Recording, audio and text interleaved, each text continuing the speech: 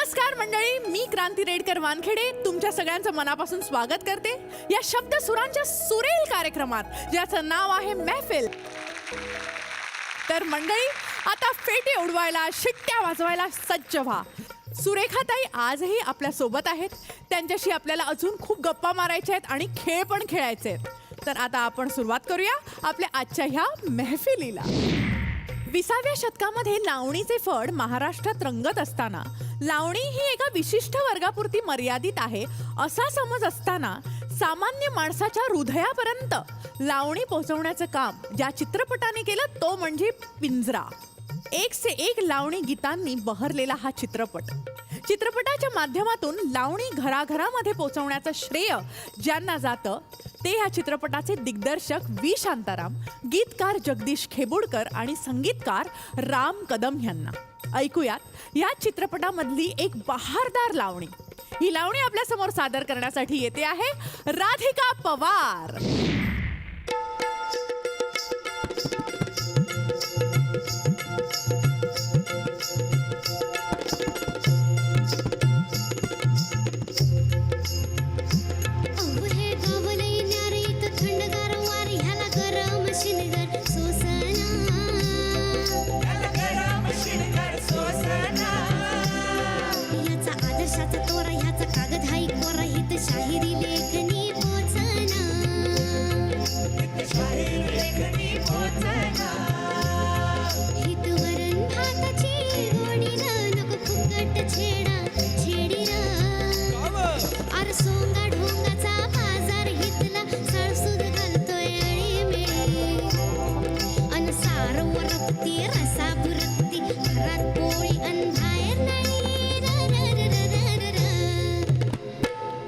अग चटक चांदणी चतुर कामिनी, काय म्हणू तुला, तू हायस तरी कोण?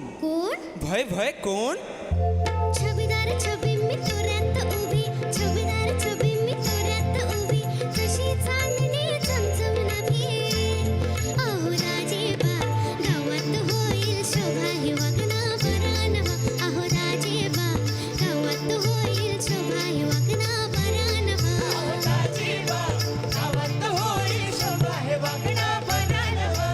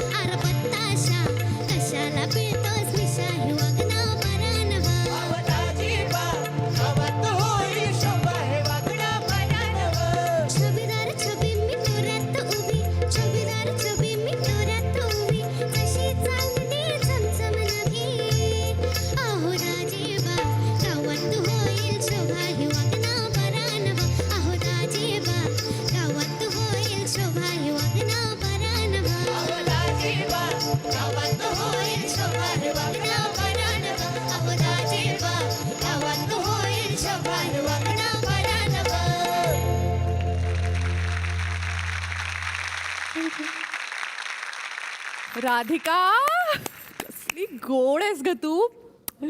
खूपच गोड आहेस तू. आणि काय गोड गायलीस तू. थँक्यू. थँक्यू. पण गाताना असं नसतं, गाताना दमदार येतो आवाज तुझा. हा छबी दर छबी, क्या बात है. पिंजरा सिनेमातलं संध्याबाईंवर चित्रित झालेलं हे गाणं आहे. आणि मला सुरेखाताईंना खरंच विचारायचं आहे की संध्याबाईंबद्दलच्या काही आठवणी आहेत का तुमच्या, किंवा त्यांच्या कुठल्या गाण्यावर तुम्ही परफॉर्म केलंय आणि कधी मोह झालाय त्यांच्यासारखा डान्स करायचा? त्यांच्यासारखा मोह झाला आणि दिसला ग बाई दिसला सेम मी त्यांच्यासारखं करायचे. आणि 16,000 देखणीमध्ये मायाताई सतत त्यांची आठवण करायच्या की संध्याताई अशा होत्या तशा होत्या. आणि मी सुद्धा जवळून संध्याताईंना बघितलं आणि त्यांचं ते लचकणं मुरडणं आणि ते मानेचं जे झटका होता तो झटका खरंच अजूनसुद्धा अख्ख्या महाराष्ट्रातल्या लावणी सम्राज्ञीमध्ये भरलेला आहे. अरे वा. की तो लावणीचा झटका आणि तो मानेचा झटका आणि कमरेची लचक जर लावणी सम्राज्ञीने केली तर पब्लिक बरोबर ओळखतं की ही संध्याबाईचं नाचणं आहे. क्या बात आहे. आणि खरंच त्यांचा हजरजबाबी त्या होत्या. त्यांनी हिंदी चित्रपट केले. त्यांच्यासारखं पुन्हा होणे नाही. पिंजरा चित्रपट हा चित्रपट इतका गाजला की अजूनही कुठलाही कार्यक्रम असला तर त्या कार्यक्रमामध्ये पिंजरा चित्रपटातलं गाणं झाल्याशिवाय तो कार्यक्रम पूर्ण होत नाही. खरं आहे. म्हणजे अजूनही ते चालू आहे. सगळीची सगळी गाणी गाजली. राधिकाने सुद्धा खूप छान गाणं गायले. तुझा आवाज पण सुंदर होता आणि गाणं गाताना ते हात वर करती ना ते खूप छान वाटतं. थँक्यू. आणि तुला ह्या रंगमंचावर सारखं सारखं यायचंय. आम्ही तुला परत परत बोलवणार आहोत आणि छान छान गाणी तुला गायची आहेत. थँक्यू. सुरेखाताई, तुम्ही आज इथे आमच्यामध्ये आहात आणि जर तुमचा इथे परफॉर्मन्स झाला नाही तर मला असं वाटतं ही महफिल अर्धवटच राहील. तर मला असं वाटतं की तुम्ही पटकन छान तयार व्हा आणि खरंच म्हणजे आम्हाला तुमचा एक छान परफॉर्मन्स दाखवून आमच्या मनाला जरा शांत करा. शांत करते, तुमच्याही मनाला शांत करते आणि पाटील लोकांच्या पण मनाला शांत करते. नक्की.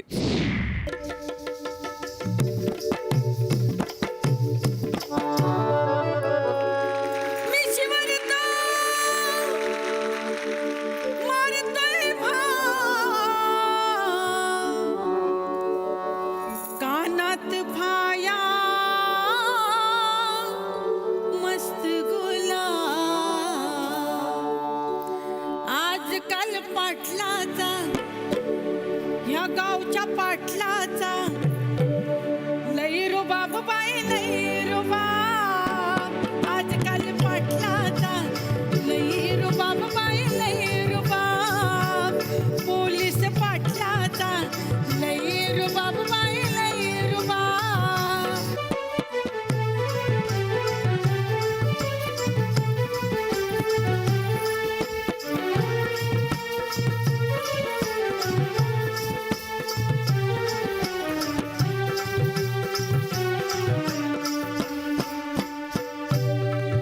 काळा सावळा जरी रंगानं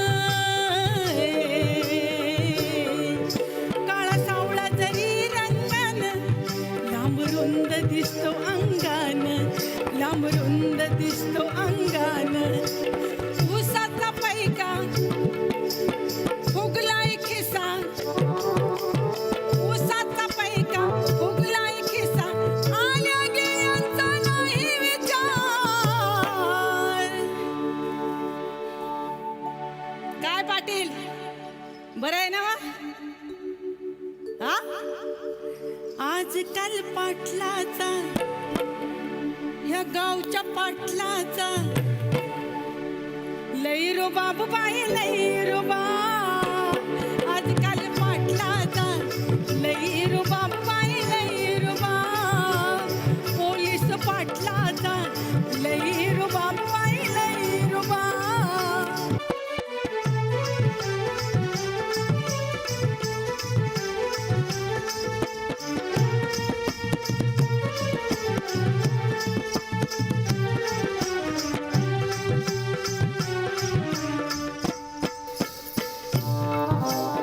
ऊसाचा फडयाच्या रानामध्ये तमाशाचा फडयाच्या गावामध्ये ऊसाचा फडयाच्या रानामध्ये तमाशाचा फडयाच्या गावामध्ये रातभर जागून नको ते मागून रातभर जागून नको ते मागून फुकटात ऐकतोय सवाल दवा. काय पाटील ओ पाटील अहो माझ्या संग बोला. पाटील सवाल जबाब खरं आहे ना वा. आजकाल पाटलाचा ह्या गावच्या पाटलाचा, आजकाल पाटलाचा ह्या गावच्या पाटलाचा लई रुबाब बाई लई रुबाब. आजकाल पाटलाचा लई रुबाब बाई लई रुबाब. पोलीस पाटलाचा लई रुबाब बाई लई रुबाब.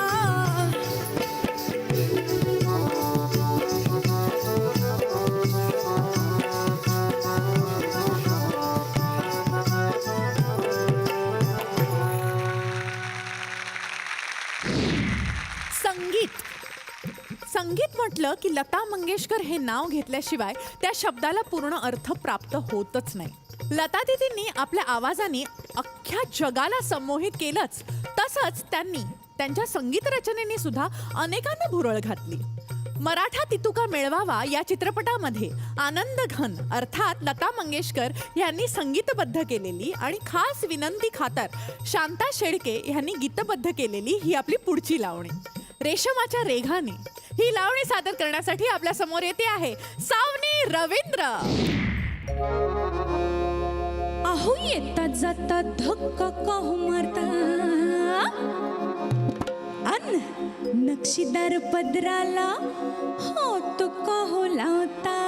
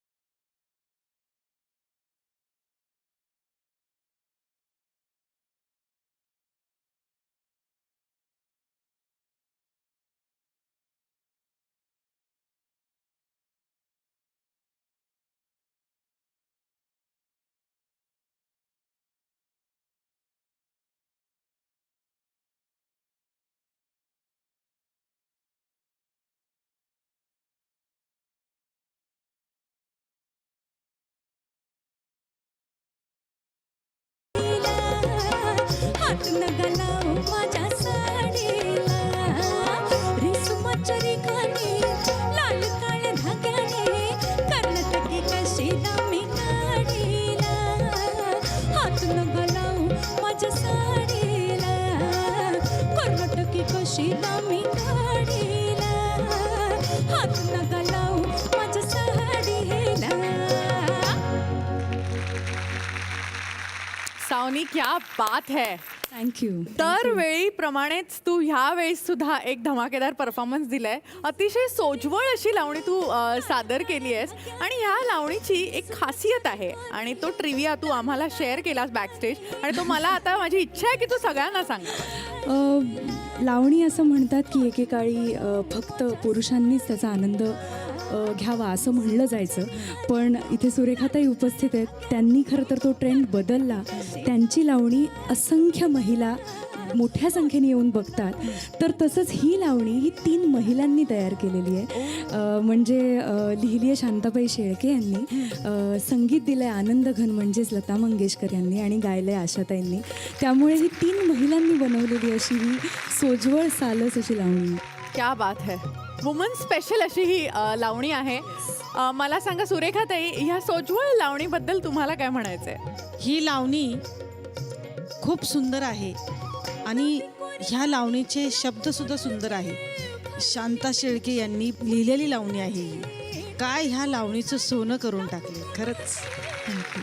आणि जे वाद्यकारांनी वाजवलंय ते खूप छान वाजवलंय. सगळे अगदी एक जीव झालाय सगळ्यांचा, गायिकेचा, वाद्यकारांचा, ऑर्गन, सगळे खूप छान वाटलं मला. आणि एक गायिकेने ह्या लावणीला एक न्याय दिलेला आहे, खूप छान न्याय दिला. Thank you so much. मला खूप आवडलं. म्हणजे ना काही गाणी अशी असतात. आता हे गाणं ना असंच आहे की जेव्हा आपल्या डोळ्यासमोर किंवा डोळे बंद केले आपण हे गाणं ऐकताना, ती एक सुंदर बाईच गात असणार हे गाणं, किंवा जी गाणारी बाई असणार ती सुंदरच असणार. कारण त्याचे बोल नाजूक, त्याची चाल नाजूक, सगळंच नाजूक आहे. आणि आज तूही इतकी छान नाजूक आणि सुंदर दिसतेस की तुझ्या तोंडून हे गाणं म्हणजे लिटरली अमृतासारखं वाटलं आम्हाला. सो अशीच गाणी आम्हाला तुझ्याकडून ऐकायची आहे आणि अशीच धमाल मस्ती या मैफिलीत आपल्याला चालू ठेवायची आहे. So all the best. Thank you. सुरेखाताई, तुम्ही अनेक प्रयोग केले आहेत लावणीचे, म्हणजे देशात विदेशात सगळीकडेच.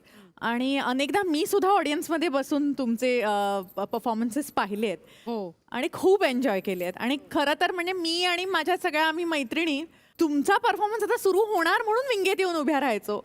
पण मला जाणून घ्यायचंय की जेव्हा तुम्ही परदेशात जातात तेव्हा जे गोरी मंडळी असतात ती येतात का हो शोला? आणि जर आले तर त्यापैकी तुमचे कोणी फॅन्स बनतात का?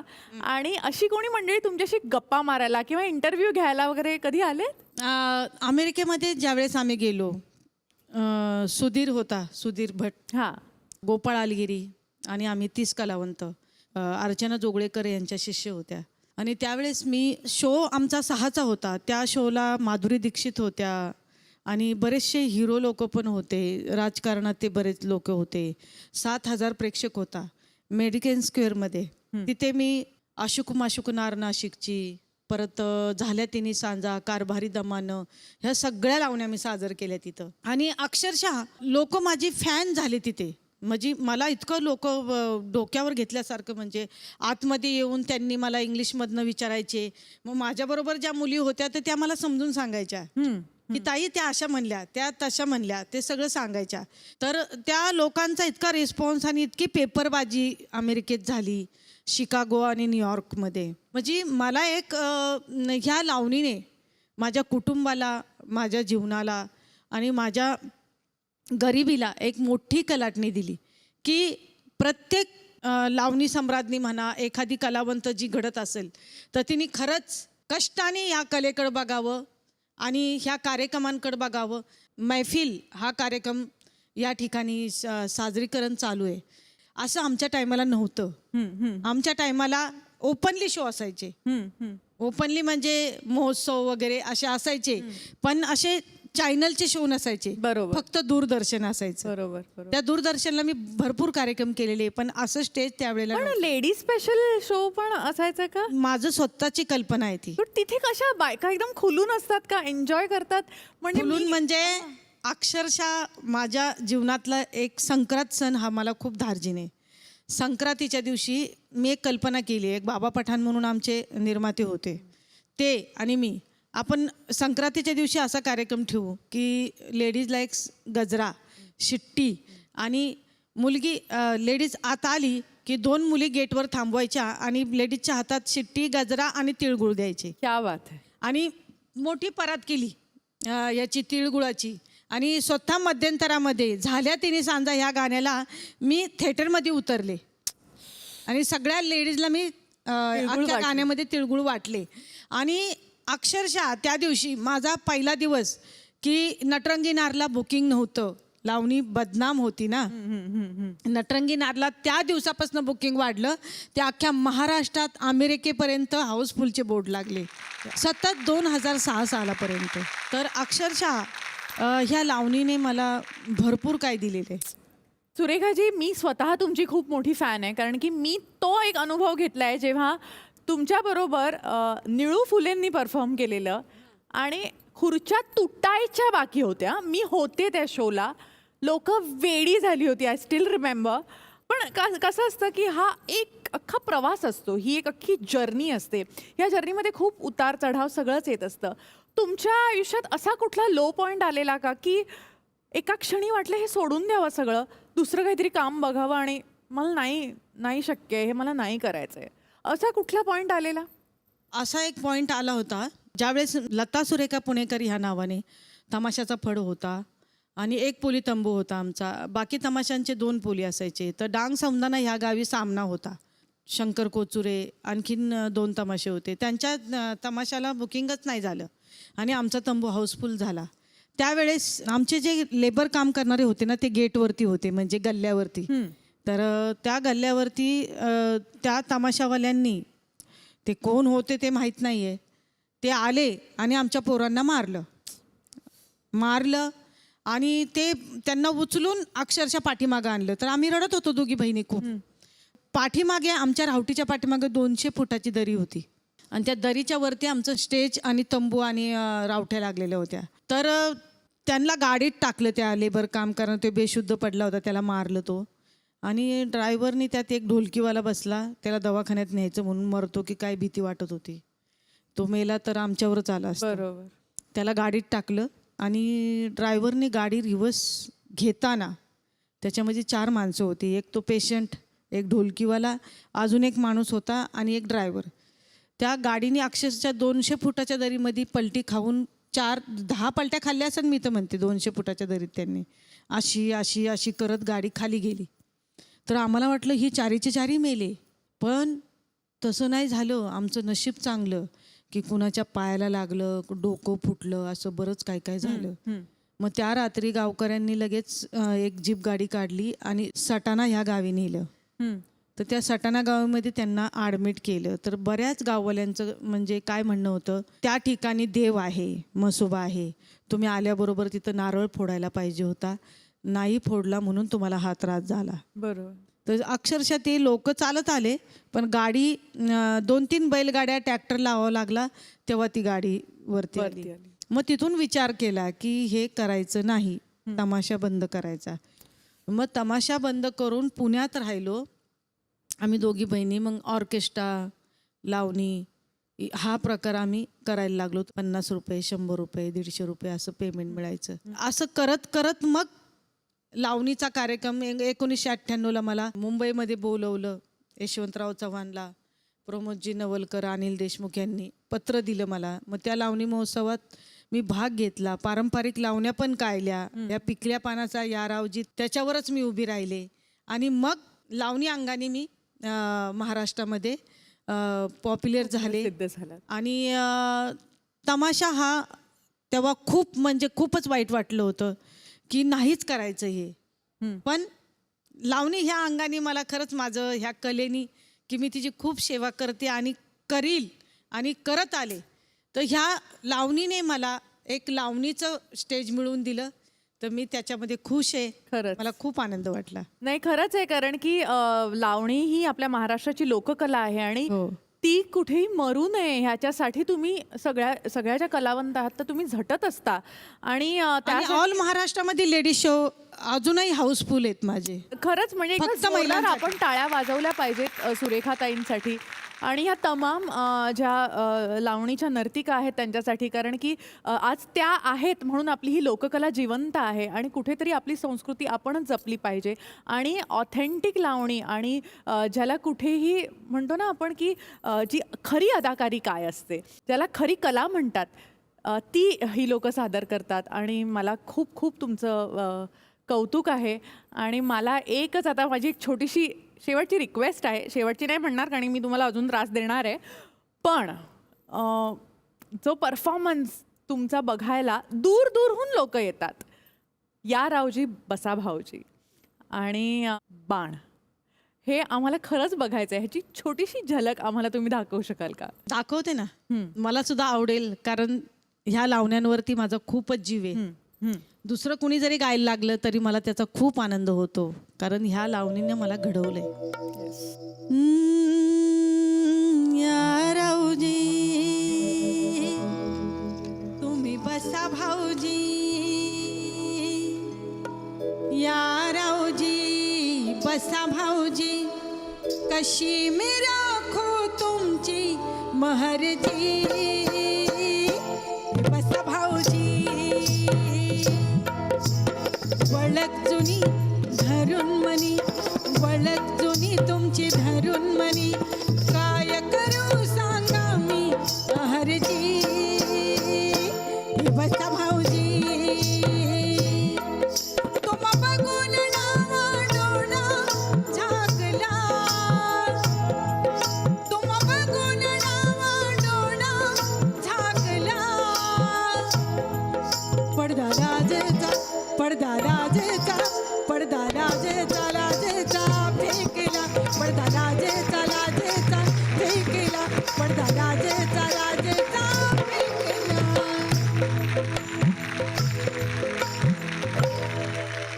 खरी कलाकार तीच असते जी इथून नाचते आणि तुमचा संपूर्ण म्हणजे तुम्हाला उठायची पण गरज नसते हो, तुमचा नाच इथे असतो. आणि क्या बात है, खरंच खूप बरं वाटलं तुमचा हा परफॉर्मन्स आम्ही इतक्या जवळून अनुभवला. लावणी हे बिन भिंतींचं घर असतं. कोणीही यावं, इथे राहावं, बागडावं, खेळावं, नाचावं, मनमुराद आनंद घ्यावा आणि निघून जावं. लावणी ही सर्वसमावेशक आहे, तिला कुठलेही नियम नाही आहेत. म्हणजे जसे शास्त्रीय संगीताला त्याचे काही सेट नियम आहेत, तसे लावणीला नाही आहेत. शास्त्रीय संगीतात लावणीचा समावेश नाही होऊ शकत. शास्त्रीय संगीताची एक वेगळी शैली आहे, त्याचं एक वेगळं महत्त्व आहे. पण लावणीमध्ये शास्त्रीय गायन प्रकाराचा समावेश होऊ शकतो. आपली ही जी पुढची लावणी आहे ना, ही काहीशी अशीच आहे. ऐकूयात तर अजित परब यांनी संगीतबद्ध केलेली आणि आरती अंकलीकर यांच्या आवाजातली शुक्राची चांदणी. ही लावणी आपल्या समोर घेऊन येते आहे वैष्णवी भालेराव.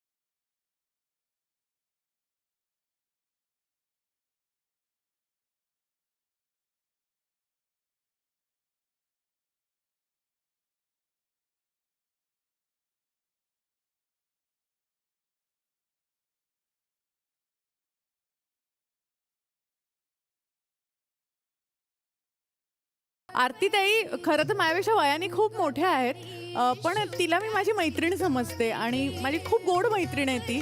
आणि खरं तर त्या खूपच असं क्लासिकल गातात आणि त्यांची तयारी कमालीची आहे आणि त्या खूप प्रख्यात क्लासिकल सिंगर आहेत. पण मनाने ना ती एक मला असं वाटतं 12 ते 16 वर्षाची मुलगी आहे आतून, मनातून. सो मला असं वाटतं की तू आज अशी छोटीशीच मुलगी आहे, पण आवाज तुझा आरतीताईंच्या सारखा किंवा तसा गायचा तू प्रयत्न केलायस. सो मला असं वाटतं की ते ना मला लिटरली असं वाटत होतं की आरतीताईची राहून मला खूप आठवण येत होती. सो खूप मस्त वाटलं, खूप छान परफॉर्म केलं आणि माझ्याकडून तुला खूप खूप शुभेच्छा या मैफिलीची रंगत तू वाढवल्याबद्दल. Thank you so much. थँक्यू. गाण्यांची मैफिल तर सुरू आहेच, पण आपली गप्पांची मैफिल थांबायला नको. सुरेखा ते तिथे मस्तपैकी बसल्या आहेत आणि मला ते बघवत नाहीये. मला त्यांना इथे घेऊन यायचं आणि त्यांच्याशी खूप गप्पा मारायच्या आहेत. आज खूप दिवसांनी मी त्यांना भेटले, त्यामुळे आज त्यांचे कान मी चावून चावून खाणार आहे. या सुरेखाताई. आले आले. सुरेखाजी, आता आपला गेम्स राऊंड सुरू होणार आहे. असं काही खूप त्यात कठीण नाही आहे, पण सगळे जे गेम्स आहेत ते खूप सुरेल आहेत. म्हणजे आमचा जो मोह असतो ना तुमच्याकडून सारखी सारखी वेगवेगळी गाणी गाऊन घ्यायचा, तो ह्याच्यात आम्ही पूर्ण करतो. बघूया तुमचा गेम कसा आहे ते, मला येतोय की नाही. सो पहिला जो गेम आहे त्याचं नाव आहे चाल ढकल. चाल ढकल. म्हणजे ह्याच्यात जे आमचे गेस्ट येतात त्यांना आम्ही 2 गाणी देतो. हा. ठीक आहे, आणि ह्या गाण्याची चाल त्या गाण्याला लावायची असतात. म्हणजे हे बोल आणि ती चाल. ठीक आहे. सो आज जी 2 गाणी आपण निवडलेली आहेत त्यातलं पहिलं गाणं आहे जे साधं गाणं आहे ते आहे एक प्यार का नगमा है. आणि जी लावणी निवडली आहे ती आहे चढा ओढी न चढवित होते ग बाई मी पतंग उडवित. अरे वा, आवाज छान आहे तुझा. अरे नाही. सो होऊन जाऊ द्या. चढा ओढीन चढवित होते, चढा ओढीन चढवित होते, बाई मी पतंग उडवित होते, पतंग उडवित होते. कुठे उडवत होता पतंग, एवढा सॅड. Wow, awesome. खूप मजा आली. एकदा जोरदार टाळ्या सुरेखाजींसाठी. आता ह्या पुढची जी गाणी आहेत त्यातली जी लावणी आहे ती सांगते आधी. झाल्या तिन्ही सांजा आणि देहाची तिजोरी. झाल्या तिन्ही सांजा करून शिनगार साजा, वाट पाहते मी ग येणार साजन माझा, वाट पाहते मी ग येणार साजन माझा. क्या बात आहे. खरं किती कठीण आहे हे तुम्ही प्लीज घरी ट्राय करा, कारण की मी 2-3दा ट्राय केलं, मला काही आलं नाही. म्हणजे ऑफकोर्स तुम्ही गातातच, तुम्ही सिंगरच आहात, पण असं इमिजिएटली तुमच्यावर ते गाणं फेकलं आणि तुम्ही लगेच एक कॅच पकडतो ना तसं ते झेललं. म्हणजे लिटरली इतकं पटकन. सो मला असं वाटतं जे तयारीचे कलाकार असतात तेच हे सगळं करू शकतात. सो एकदा जोरदार टाळ्या सुरेखाजींसाठी. सुरेखाजी, या पुढचा जो आपला गेम आहे ती आहे आमची मैफिलची फिरकी. अरे वा. जी ही आहे. मी जेव्हा स्टार्ट म्हणणार तेव्हा ती फिरकी फिरणार आणि जेव्हा तुम्ही स्टॉप म्हणणार तेव्हा ती थांबणार. ती थांबली की त्याच्यात एक काहीतरी नाव येणार. मग ते कुठल्याही लोककलावंतिणीचं असू शकतं, ऍक्ट्रेसचं असू शकतं, तर तिचं गाणं तुम्हाला गायचंय. हो चालेल ना. चला करूया. स्टार्ट.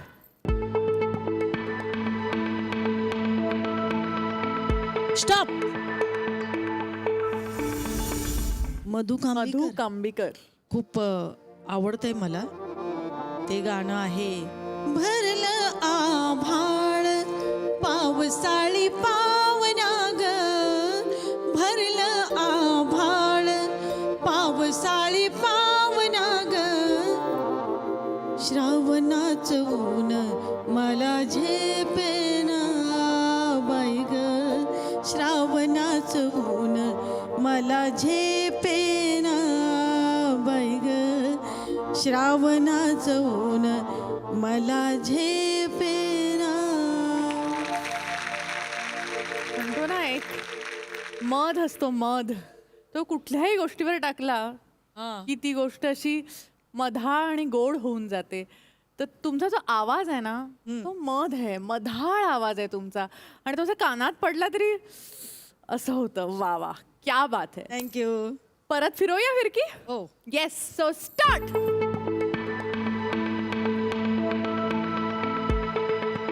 स्टॉप. संध्याबाईंचं गाणं बापरे, दिसला ग बाई दिसला, एव्हरग्रीन. ते गाणं खूप आवडतं मला आणि मी स्टेज परफॉर्मन्सला करते. जॉनीच्या आगीची मशाल हाती आले मी औसच्या भयान राती, कजवा उड किरकिर किर रानात सुरात गाती, कजवा उड किरकिर किर रानात सुरात गाती, दिलाचा दिलवर जीवाचा जीवला गो,